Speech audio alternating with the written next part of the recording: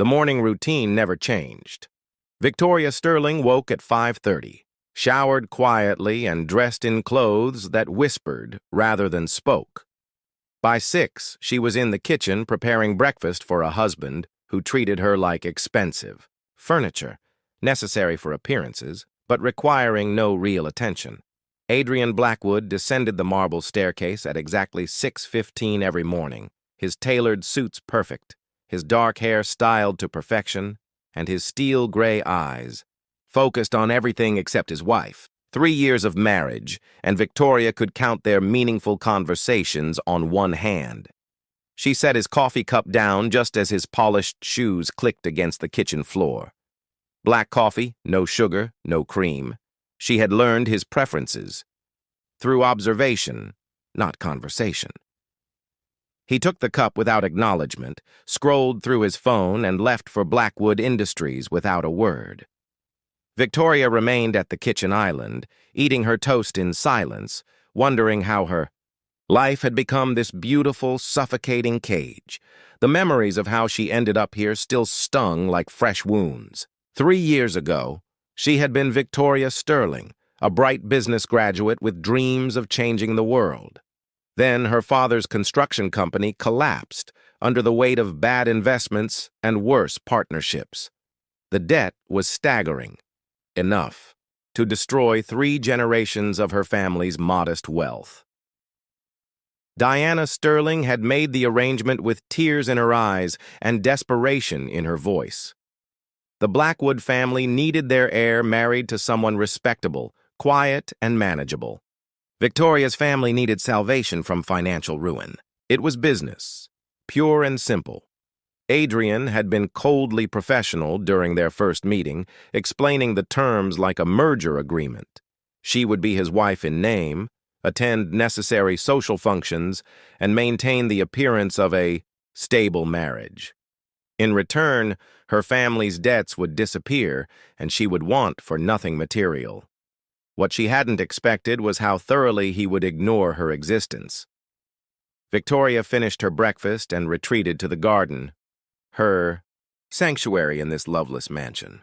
She tended to roses that bloomed more beautifully than her marriage, finding solace in nurturing something that actually responded to her care. The vibration of her phone interrupted her thoughts. Adrian's name appeared on the screen. Unusual, since he never called during business hours. "Hello?" she answered, her voice careful and neutral. "Victoria." His deep voice carried its usual chill. "I need you to attend an event with me tonight." She blinked, startled. In 3 years, she had never appeared publicly as his wife. "What kind of event?" "Business gala, international investors. 7 o'clock. His tone suggested this was a command, not a request. Why now? The question escaped before she could stop it. A pause. "Business reasons. You're my wife. It's time you acted like it." The line went dead, leaving Victoria staring at her phone in shock. After 3 years of being invisible, why did he suddenly need her visible? That evening, Victoria stood before her closet feeling lost. She owned beautiful clothes. Adrian's money ensured she lacked nothing material, but she had nowhere to wear them. Finally, she chose a deep emerald dress that brought out her green eyes, something she had bought in a moment of optimism that had long since faded. At exactly 7, she descended the stairs to find Adrian waiting in the foyer. He looked devastating in his black tuxedo, every inch the powerful billionaire CEO. When he saw her, something flickered across his face. Surprise, maybe even appreciation, but it vanished so quickly she thought she imagined it. "You look acceptable," he said, offering his arm with mechanical courtesy. Acceptable. Victoria swallowed the hurt and placed her hand on his arm, feeling the warmth of his body through the expensive fabric. It was the first time they had touched in months. The Grand Meridian Hotel ballroom glittered with wealth and power. Victoria felt like an actress playing a role she hadn't rehearsed. Adrian's hand rested on the small of her back as he guided her through the crowd, introducing her with practiced efficiency. "My wife, Victoria." he would say, his voice giving nothing away. Most people smiled politely and moved on, but Victoria noticed how the women looked at Adrian with obvious interest, and how the men's eyes lingered on her with appreciation. She began to understand why Adrian had brought her. She was beautiful arm candy, proof of his desirability and stability. Then she met James Thompson. He was different from the others. Warm brown eyes, genuine smile, and an easy confidence that didn't seem predatory. When Adrian introduced them, James took her hand and held it a moment longer than necessary. "Mrs. Blackwood," James said, his British accent adding charm to his words. "Adrian's been hiding you away. I can see why. If I had a wife this beautiful, I'd want to keep her to myself, too." Victoria felt heat rise in her cheeks. When was the last time someone had complimented her so directly? Adrian's jaw tightened almost imperceptibly. "James is expanding his operations into South America," Adrian explained, his voice carefully, neutral. "He's looking for local expertise." "How fascinating," Victoria said, surprised by her own interest. "What kind of business?" "Sustainable development projects," James replied, his eyes lighting up. "Ecotourism, renewable energy. I believe business should benefit communities, not exploit them." As James talked about his work, Victoria found herself genuinely engaged for the first time in years. Here was someone who saw business as more than profit margins and market dominance. "You seem very knowledgeable about international markets," James observed. "Do you work in the field?" Victoria felt Adrian's hand tighten on her back, a warning. "I studied international business, but I don't work," she replied carefully. "What a waste," James said, and Victoria's heart fluttered at the genuine regret in his voice. "Someone with your intelligence should be making a difference in the world." Before Adrian could respond, James was pulled away by another investor, but not before slipping Victoria his business card. "I'd love to continue our conversation sometime," he said with a smile that made her feel truly seen for the first time in 3 years. The drive home was tense with unspoken words. Adrian's knuckles were white as he gripped the steering wheel, his jaw set in a hard line. Victoria stared out the window, James's card hidden in her purse like a secret. "Interesting evening," she finally said, testing the waters. "Thompson seemed quite taken with you," Adrian replied, his voice dangerously quiet. Victoria turned to study his profile. "Is that a problem?" "You're my wife."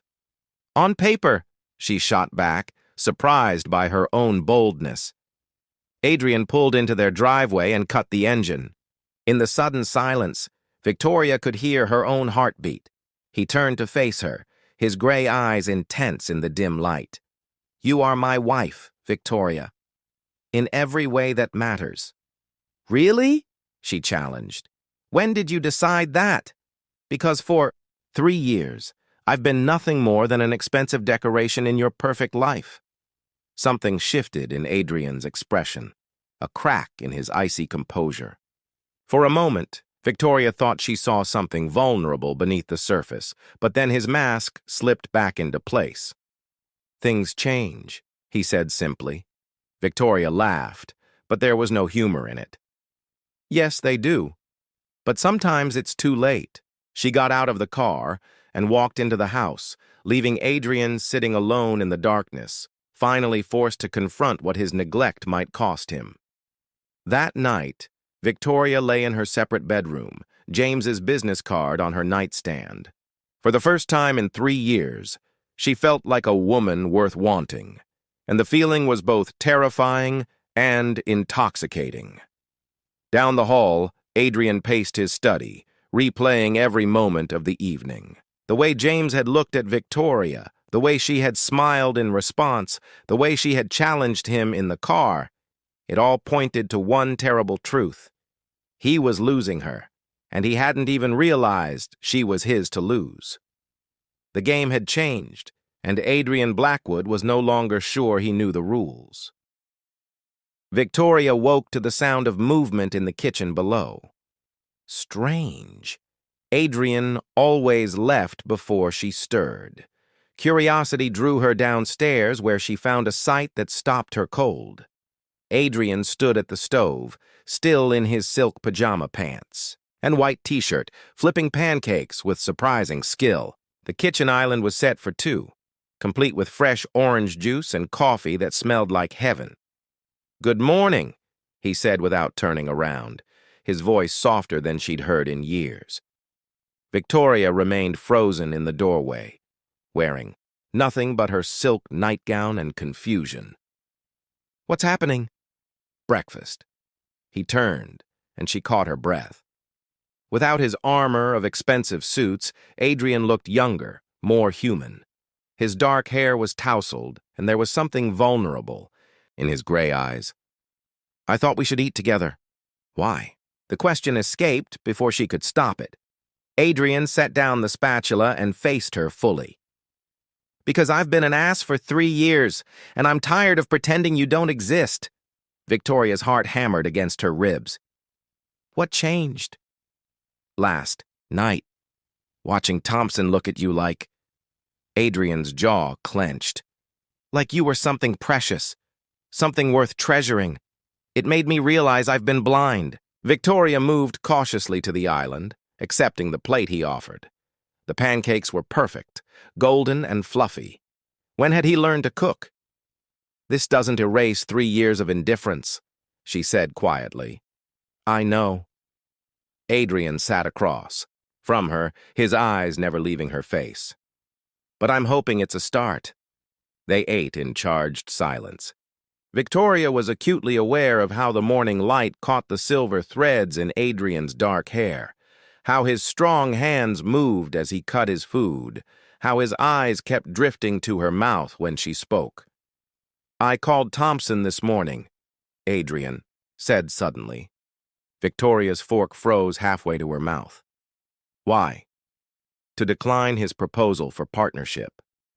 Adrian's voice was carefully controlled. "I told him Blackwood Industries wasn't interested in his projects." "That's not your decision to make for me," Victoria said, anger flaring. "You're right." Adrian set down his fork. "That's why I'm offering you something better." "Better how?" "Work. With me. At Blackwood Industries. I need someone with your expertise for our Latin American expansion." Victoria stared at him. "You're offering me a job?" "I'm offering you a partnership. Professional and..." Adrian hesitated. "Personal, if you'll have it." Before Victoria could respond, her phone buzzed. James Thompson's name appeared on the screen. Adrian's eyes darkened as she answered. "Victoria, darling." James's warm voice filled the space between them. "I hope you slept well. I've been thinking about our conversation last night." "James, hello?" Victoria was hyper-aware of Adrian watching her every expression. "I have a proposition for you.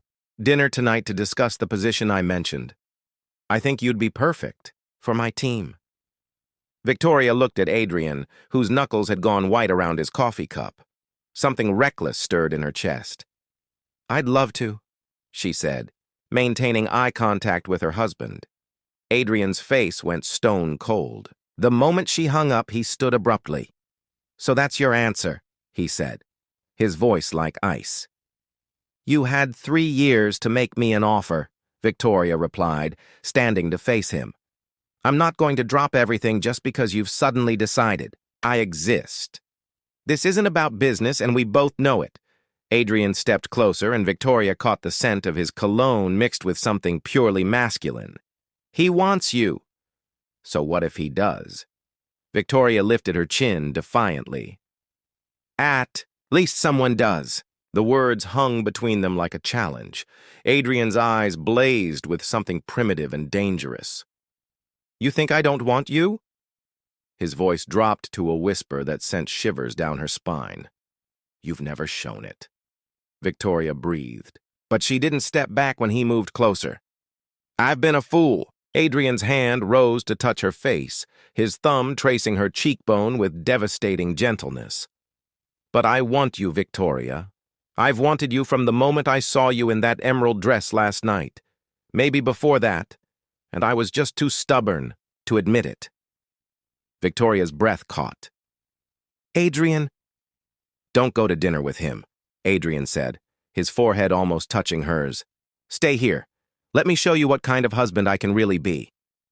For a moment, Victoria wavered, the heat radiating from Adrian's body, the intensity in his eyes, the way his thumb was still stroking her cheek. It was everything she'd dreamed of for 3 years. Then reality crashed back. One morning of pancakes doesn't erase 3 years of neglect, she said, stepping back. I'm going to dinner with James. Adrian's hand dropped and his expression hardened. Fine. But when you come home tonight, we're going to finish this conversation. It wasn't a request. That evening, Victoria chose her outfit carefully, a midnight blue dress that hugged her curves and made her feel powerful. James took her to an intimate French restaurant where candlelight danced across their table. You look absolutely stunning, James said, taking her hand across the table. Blue is definitely your color. Victoria smiled, trying to ignore the way her skin prickled with awareness when he touched her. It felt wrong somehow, like a betrayal of something she couldn't name. Tell me about this position, she said, steering the conversation to safer ground. James's eyes lit up. I need someone to oversee our South American operations, someone with your education and intuition. The salary would be more than generous, and you'd have complete autonomy. It was everything Victoria had dreamed of. Meaningful work, financial independence, respect for her abilities. So why did it feel hollow? There's something else, James said, his voice dropping. I have to be honest with you, Victoria.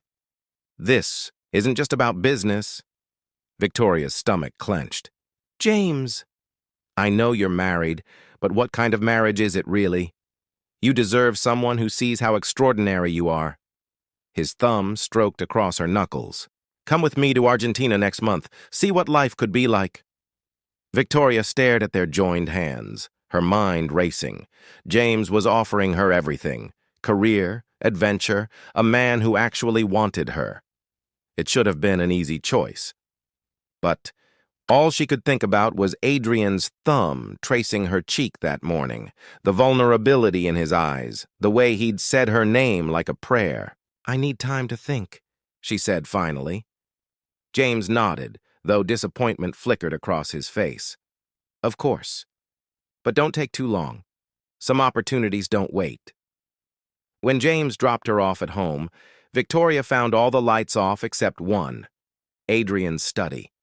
She climbed the stairs slowly, her heart pounding with each step. The study door was open. Adrian sat behind his desk, still in his work clothes but with his tie loose and his sleeves rolled up. He looked up when she appeared in the doorway, his gray eyes unreadable. How was dinner? He asked quietly. Educational, Victoria replied, stepping into the room. Did he make you an offer? Victoria nodded. A good one, job in South America, complete independence. Something flickered across Adrian's face. And I told him I'd think about it. Adrian stood slowly, moving around the desk to face her. What's to think about? It's everything you've wanted. Is it? Victoria searched his face. I thought I knew what I wanted, but today changed things. How? Victoria took a shaky breath. You changed things. Pancakes and coffee, and looking at me like I matter. Adrian stepped closer, close enough that she could see the flecks of silver in his gray eyes. You do matter. More than I ever realized. Prove it, Victoria whispered. The challenge hung between them like a lit fuse. Adrian's eyes darkened, and when he reached for her this time, there was nothing hesitant about his touch. His hands framed her face as he kissed her, and Victoria felt 3 years of loneliness and hunger pour into that kiss. She melted against him, her hands fisting in his shirt as he backed her against the wall. God, Victoria, Adrian groaned against her lips. I've been such a fool. Yes, you have, she breathed, but her hands were already working at the buttons of his shirt. When they finally broke apart, both breathing hard, Adrian rested his forehead against hers. Don't take the job, he said quietly. Stay here. Work with me. Let me spend the rest of my life making up for the last 3 years. Victoria looked into his eyes and saw everything she'd been searching for. Desire, regret, hope, and something that might have been love. Ask me properly, she said. Adrian's hands slid down to her waist, pulling her closer. Victoria Sterling Blackwood, will you give your husband a second chance? Will you let me love you the way you deserve to be loved? The words she'd waited 3 years to hear finally came, and Victoria realized she'd already made her choice the moment he kissed her. Yes, she whispered, and sealed her answer with a kiss that tasted like new beginnings. 6 months later, Victoria stood in the gleaming conference room of Blackwood Industries, presenting quarterly projections to a room full of executives who hung on her every word. The shy, invisible wife had transformed into a confident businesswoman who commanded respect through intelligence and grace. The Argentine project exceeded expectations by 30%, she concluded, her voice steady and authoritative. I recommend we expand operations to Chile and Peru within the next fiscal year. Applause filled the room. Adrian, seated at the head of the table, watched his wife with undisguised pride and something much deeper. When their eyes met across the polished mahogany, heat flickered between them like a shared secret. Excellent work, Mrs. Blackwood, said Robert Chen, the head of international operations. Your strategy has revolutionized our Latin American presence. As the meeting dispersed, Adrian lingered behind, waiting until they were alone. Then he crossed the room to where Victoria was gathering her papers, his movements predatory and purposeful. I mentioned how incredibly sexy you are when you're being brilliant? He murmured, his hands settling on her waist from behind. Victoria leaned back against his chest, savoring the solid warmth of him. Only about a dozen times today? Not nearly enough. Adrian's lips found the sensitive spot behind her ear, making her shiver. I have something for you. He produced a small velvet box that made Victoria's breath catch. Inside nestled a stunning emerald ring, the stone the exact shade of the dress she'd worn to their first public appearance together. Adrian, it's beautiful, but what's the occasion? 6 months since you chose to stay. 6 months since we started over. His voice was rough with emotion. I wanted to mark the day we really became husband and wife. Victoria turned in his arms, her eyes bright with unshed tears. You remember the exact date? I remember everything about that night. The way you looked in that blue dress, the way you challenged me, the way you kissed me like you were claiming me. Adrian slipped the ring onto her right hand. I remember falling in love with my own wife. The words still had the power to steal her breath. Victoria had heard them before, whispered in their bed during passionate nights, murmured over morning coffee, declared during heated arguments that ended in even more heated reconciliations, but they never failed to make her heart race. I love you too, she said, pulling him down for a kiss that tasted like promise and desire. They might have stayed like that indefinitely if Victoria's assistant hadn't knocked on the conference room door. Mrs. Blackwood? There's a James Thompson. Here to see you. He says it's urgent. Victoria felt Adrian's body tense against hers. James had tried contacting her several times over the past 6 months, but she'd never responded. What could be urgent enough to bring him here? They found James waiting in the lobby, his usual polished appearance slightly disheveled. When he saw them enter together, Adrian's arm possessively around Victoria's waist, his face fell. Victoria, thank you for seeing me. James's eyes took in her transformed appearance, the confidence in her posture, the glow in her cheeks, the obvious intimacy between her and Adrian. "You look happy." "I am," Victoria said simply. "What can I do for you, James?" "I'm in trouble." James ran a hand through his hair. "The Argentine project collapsed. I made some bad investments, trusted the wrong people. I'm facing bankruptcy, possibly criminal charges." Adrian's arm tightened around Victoria, and she could feel the tension radiating from him. "What does this have to do with my wife?" James's eyes fixed on Victoria with desperate hope. "I need someone with your expertise to help salvage what's left. You know the markets, you have the contacts now. I'll sign over 40% of the company if you'll help me rebuild." It was a generous offer, more generous than James could afford. Victoria studied his face, seeing the desperation there, the genuine fear of losing everything he'd built. "James, I'm flattered, but—" "I know you're happy," James interrupted.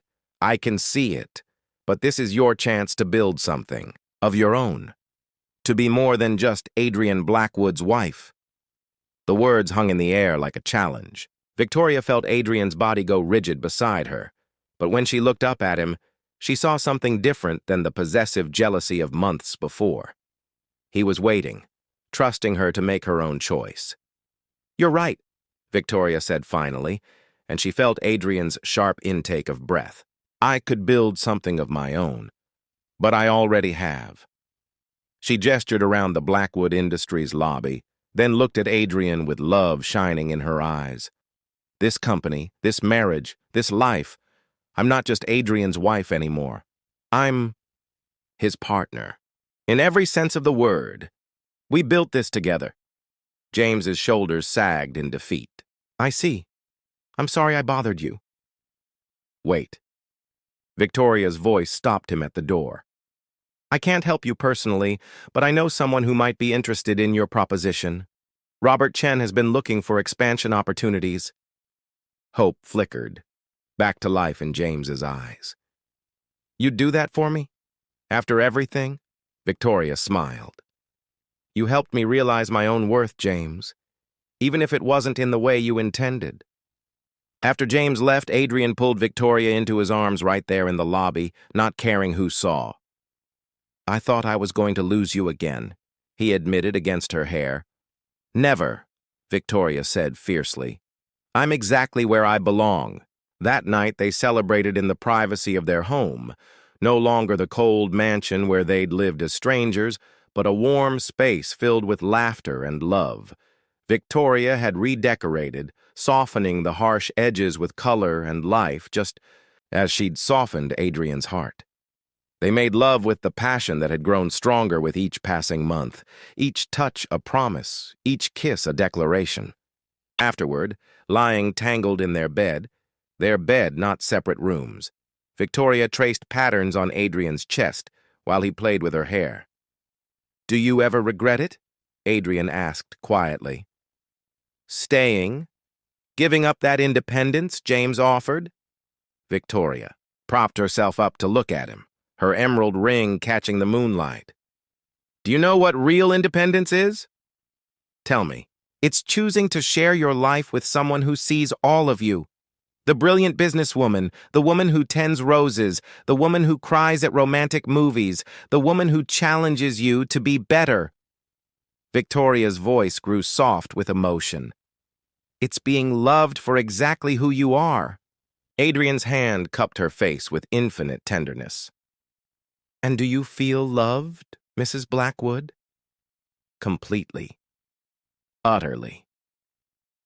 Desperately," Victoria whispered, sealing the words with a kiss that promised forever.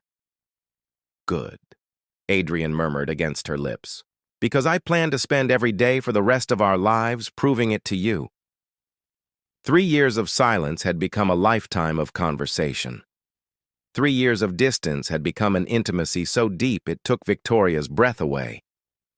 And a marriage of convenience had become the greatest love story she could have imagined.